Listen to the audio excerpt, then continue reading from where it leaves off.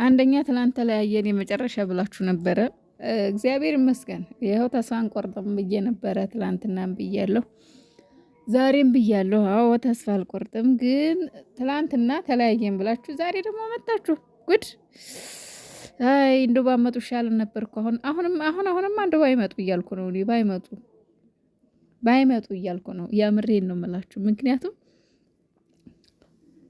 በጣም የሚያስጠላ ቪዲዮ ነው እያየን ያለ። ሁለተኛ ነገር ደግሞ ማለት ነው እኔ የገረመኝ የፍፄ መተባበር ነው ከነዚህ ኩታራዎች ጋር። ምን ብለህ ነው አንተ የተባበርከው? ማለት እንዴት ልትተባበር ቻልክ? ማለት እንዴት አብረሃቸው ልትሆን ቻልክ? ይሄ ነገር አይሆንም አትልም እንዴ?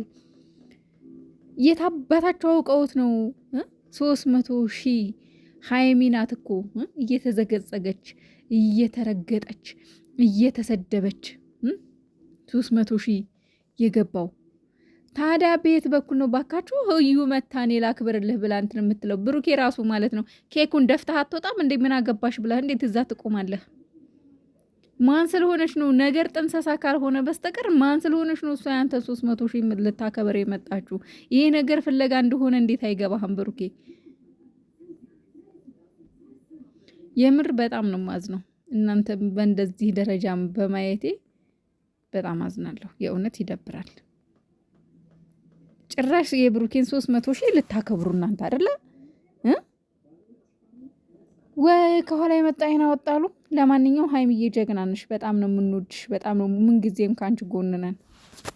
ፈጣሪ እናንተን አንድ ያደርጋችሁ። ፈጣሪ ወደ ነበራችሁበት ይመልሳችሁ።